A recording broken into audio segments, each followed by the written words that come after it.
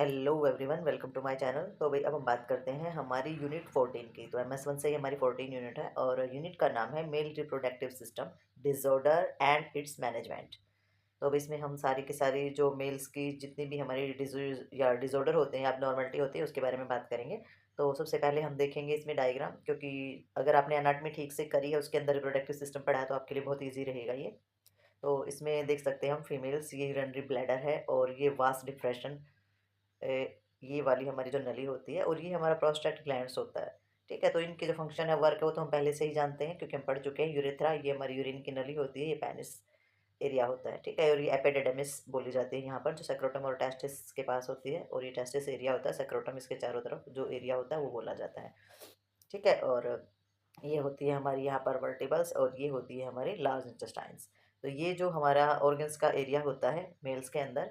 तो अब हम रिप्रोडक्टिव जो हमारा एरिया होता है, उसके अंदर पाई जाने वाली जो अबनॉर्मलिटी, डिसऑर्डर या डिजीज होती हैं, उसके बारे में बात करेंगे। तो ये जो यूनिट है, इसके अंदर हम कौन कौन सी डिजीज के बारे में डिस्कस करने वाले हैं, वो सारे की सारी लिस्ट इसमें दी गई है। जैसे कि ऑर्काइटिस होती है, जो हमारा प्रोस्टेटिस होती है, ग्लैंड्स के बारे में, जिसमें होता है हमारा सारा का सारा BPH होता है, बिगिन प्रोस्टेट हाइपरप्लेजिया हम जिसको बोलते हैं। और एपिडेडेमाइटिस होती है, और हाइपोस्पेडिस या एपिस्पेडिस या फिर फिमोसिस या पैराफिमोसिस, और हमारी पैरिज्म।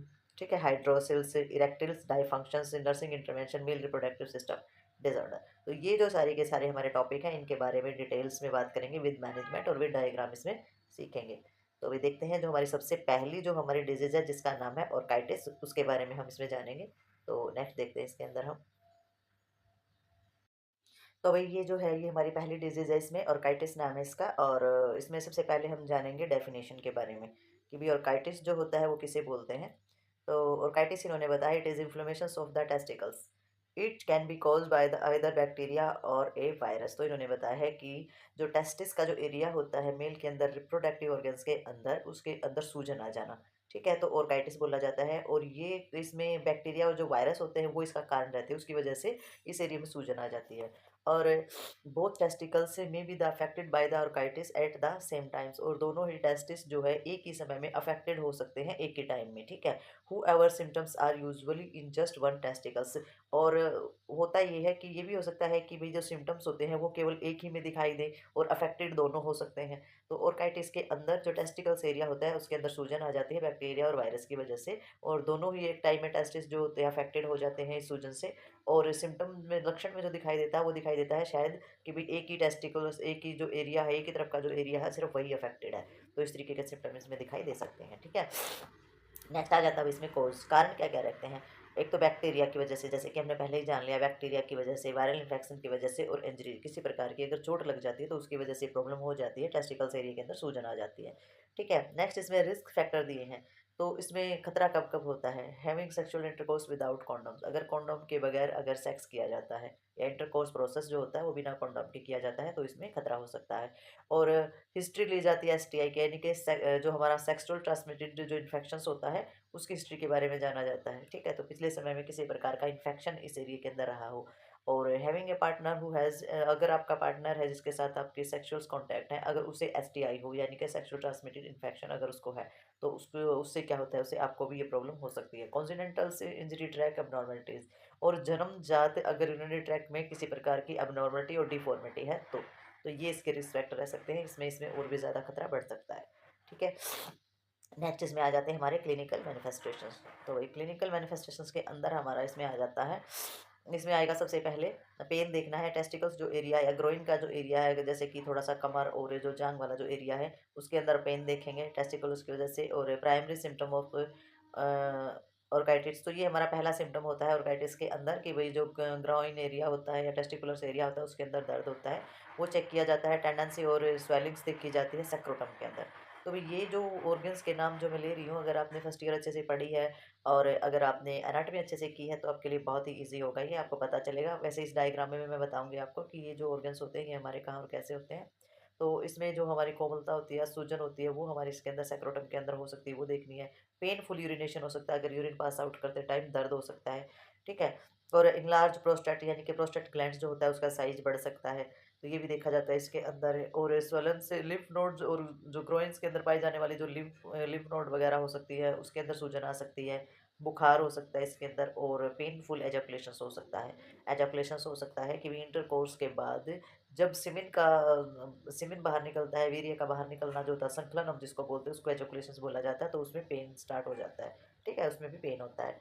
तो नेक्स्ट हमारा इसमें आ जाएगा डायग्नोज एवोल्यूशंस। तो अभी डायग्नोज एवोल्यूशंस के अंदर क्या देखा जाएगा, सबसे पहले देखा जाएगा फिजिकल एग्जामिनेशन जो है वो किया जाएगा। तो वो तो सब में होता है, ये कॉमन है, सबके अंदर आप डाल सकते हैं। और साइन और सिम्टम्स होते हैं, ये भी कॉमन है, सबके अंदर देखे साइन और सिम्टम्स तो जरूर देखे जाते हैं डायग्नोज के अंदर, क्योंकि उसी से समझा जाता है किसी भी डिजीज और अबनॉर्मलिटी को। ठीक है, कल्चर एंड सेंसिटिविटी टेस्ट भी आप उसके अंदर डाल सकते हैं। तो संवेदनशील जो हमारे टेस्ट होते हैं वो भी हमारे देखे बगैर हम नहीं समझ पाते हैं कि प्रॉब्लम क्या है। नेक्स्ट आ जाता है हमारा मैनेजमेंट। तो मैनेजमेंट के अंदर आ जाता है मेडिकल मैनेजमेंट लेंगे हम। सबसे पहले एंटीबायोटिक दिए जाते हैं इन्फेक्शन को खत्म करने के लिए, इन्फेक्शन को रोकने के लिए। एनालाइसिस दिए जाते हैं, यानी कि पेन किलर दिए जाते हैं किसी भी तरीके के दर्द को कम करने के लिए।